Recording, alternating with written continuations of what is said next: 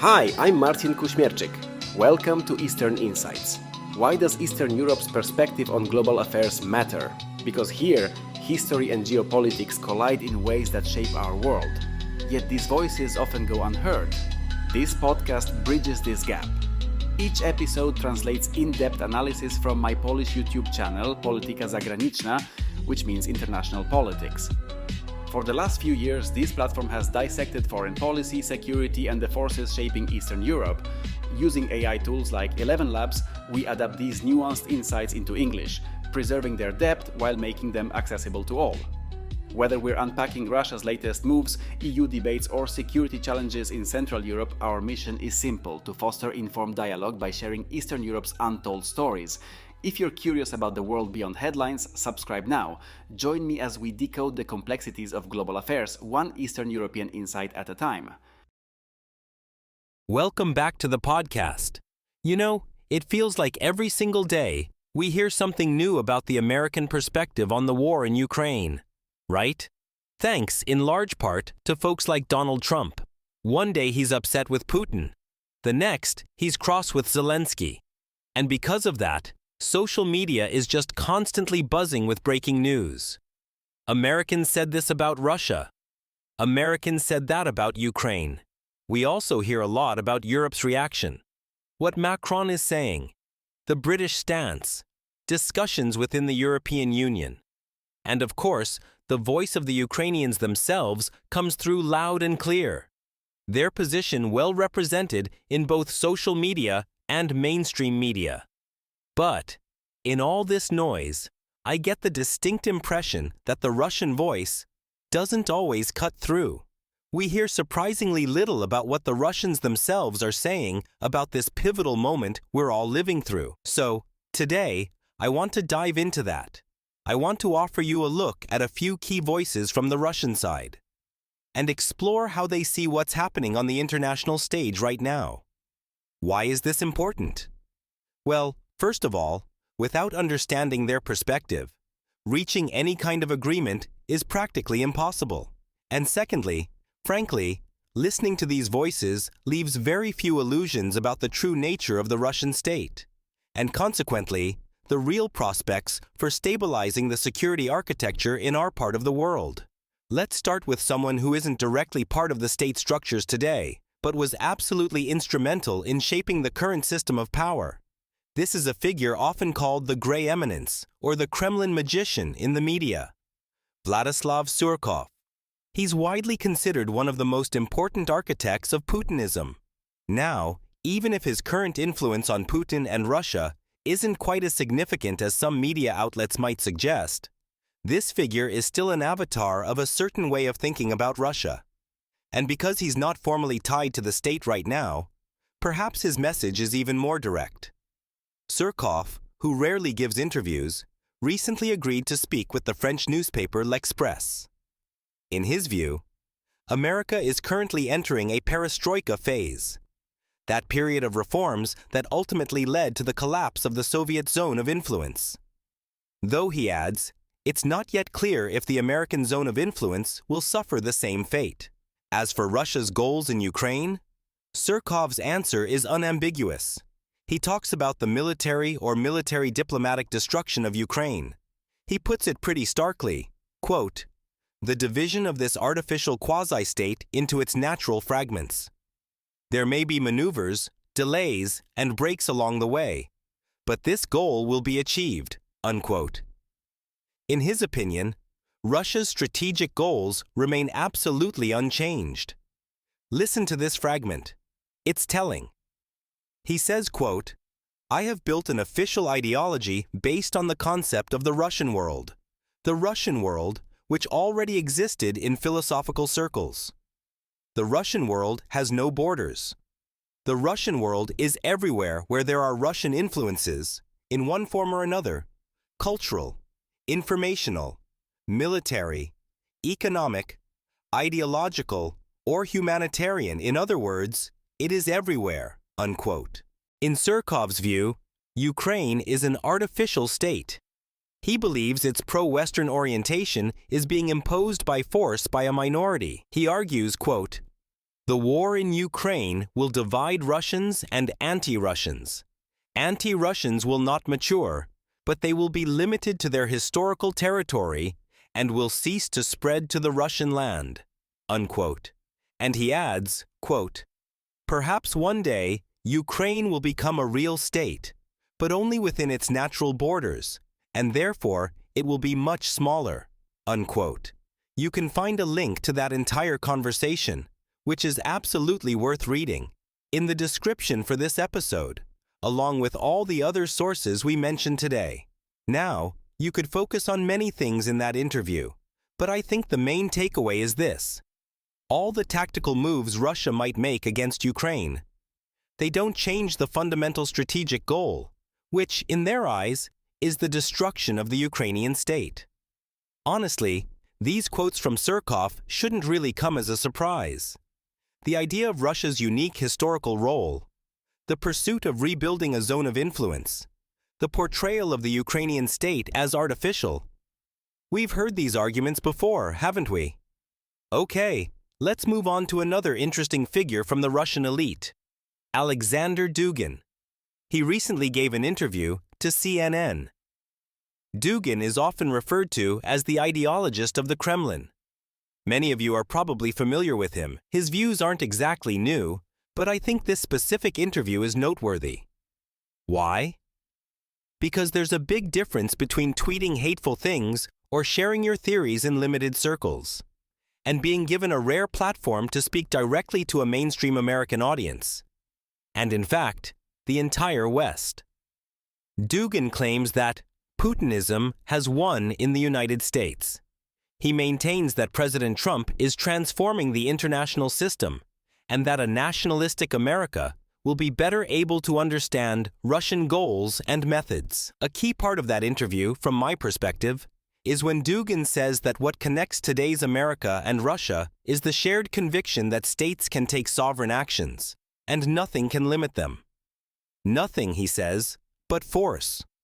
In other words, from Dugin's point of view, this type of America could be an ally of Russia in dismantling what they see as an artificially constructed system.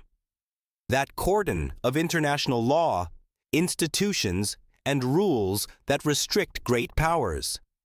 Powers which, in their view, should only be restricted by the force of other great empires. All right, stepping away from the ideologues for a moment, let's look at statements from state officials. A Russian official responsible for negotiations with the Americans recently said it would be naive to expect any rapid breakthrough, suggesting talks could even drag on until 2026.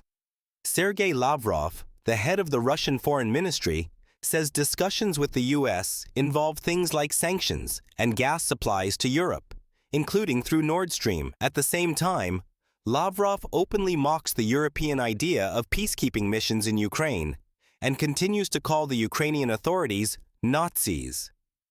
This argument, the need to cleanse Ukraine of Nazis, is repeated constantly, without interruption, in Russian state communication. In the Russian perception, there's this consistent, complete reversal of terms. And so, according to Lavrov, Russia is going to need extremely tough security guarantees, and he specifies that these must be security guarantees from America.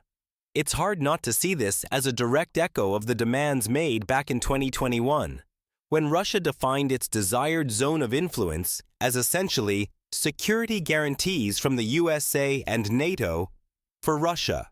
Now, listen to this sentence, attributed to the Russian president.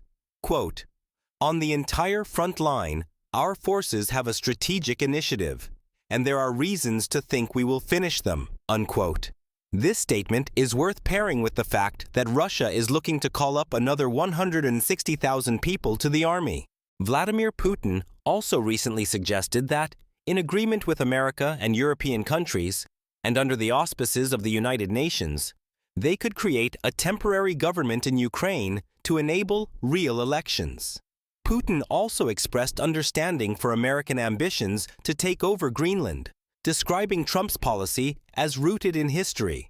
So, the conclusions to draw from all these statements are frankly quite obvious. they pretty much make themselves. Russian strategic goals for Ukraine and beyond remain unchanged. The Russian zone of influence, as they see it, will be consistently expanded until it's stopped.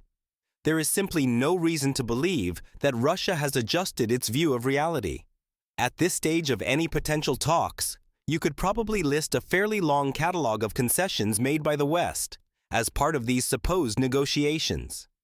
Meanwhile, it's incredibly difficult to point to even one single specific concession made by Russia. In their rhetoric, the Russians are giving up absolutely nothing. Every negotiation, every conversation will be used by Russia to push its strategic goals in several key areas: to reduce Western military support for Ukraine, to delegitimize the Ukrainian authorities, to, ideally, internalize the conflict, make it seem like purely a domestic issue for Ukraine, to challenge or remove sanctions against the Russian Federation, and, in the broadest sense, to define its zone of influence, which they see as encompassing the entirety of Central and Eastern Europe. And you don't need to be a brilliant analyst dreaming up complex theories based on Russia's actions or historical patterns. Although, if you look at the scheme of actions of the Russian Empire over the centuries, it is remarkably repeatable. But you don't even need that deep, penetrating analysis. The Russians themselves are telling us this. They are openly communicating their vision of an international system where great powers do whatever they want. And the only thing that can stop them is someone else's strength. Thinking in terms of zones of influence and expanding their own, that is the absolute core of the Russian way of seeing the world. And nobody in Russia is hiding this. Crucially, there is also a very clear, at least cautious, optimism in Russia regarding the direction of U.S. policy. This is quite visible. Now, of course, there's a whole spectrum here. From the turbo-euphoric attitudes of some propagandists who are practically already working with the Americans to dismantle Europe. Yes, theses like, "We've never had any future interests with the Americans anyway," actually appear in Russian propaganda. State representatives, naturally, are much more cautious and measured. But the general sense of optimism is definitely there. It's based on this idea. If America becomes a country that not only allows the existence of zones of influence, but starts organizing its own zone of influence in a very direct, non-ideological way, then such a country could potentially be a partner in dismantling the existing international order, an order which, in their view, suppresses the capabilities of great powers. In other words, this kind of America doesn't necessarily have to become an ally of Russia, but it could stop being that systemic rival that tries to impose universal rules of the game on everyone, rules of international law, institutions, and so on. This could be fundamentally important because the Russians perceive America as a potential part of their campaign to dismantle the previous international order. What kind of America emerges is something that, from Russia's perspective, matters greatly.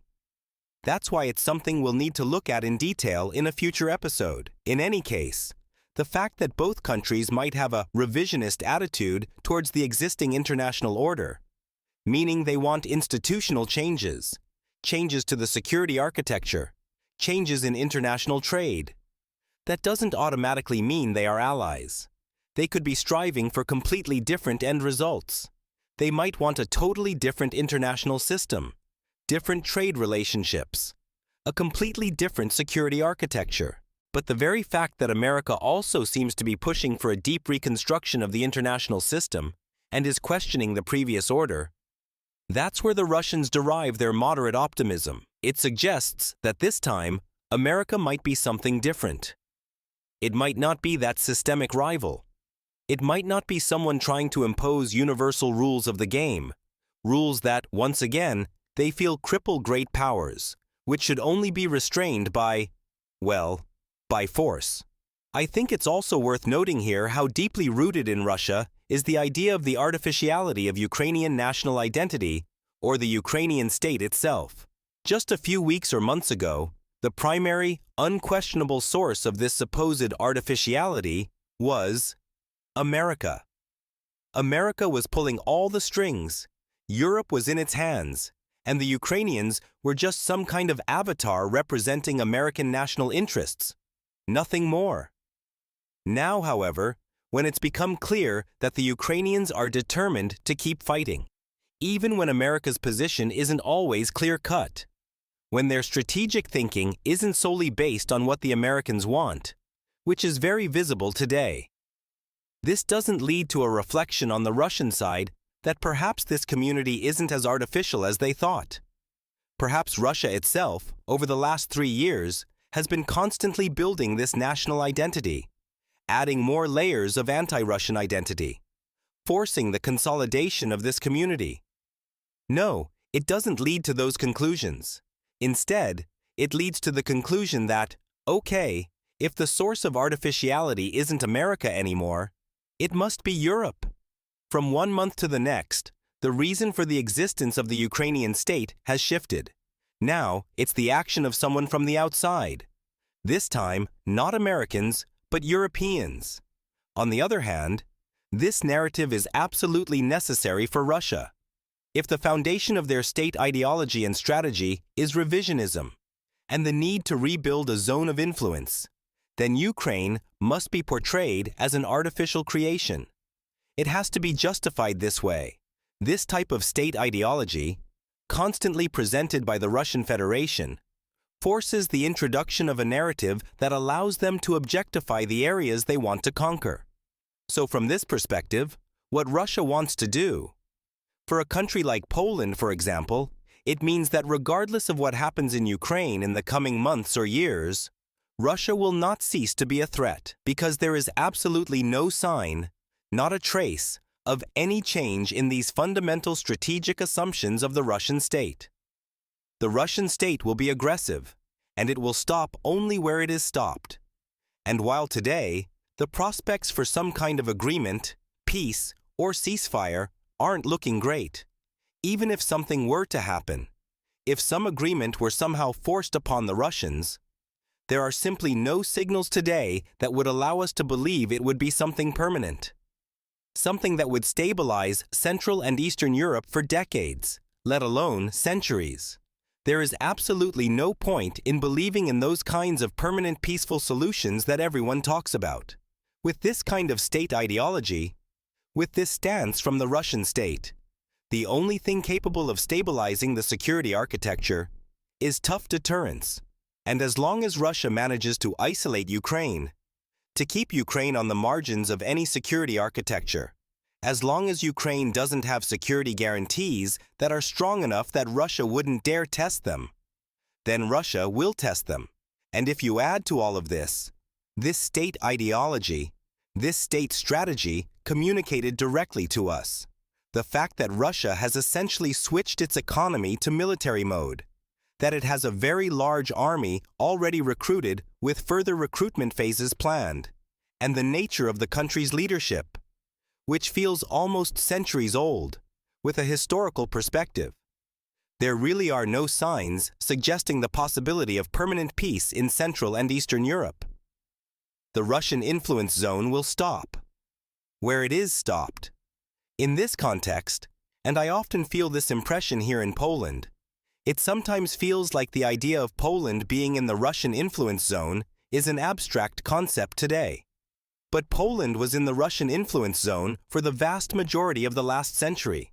It's honestly astonishing to me that in a country where most people were born into a reality managed from Moscow, being managed from Moscow seems like some abstract, distant idea.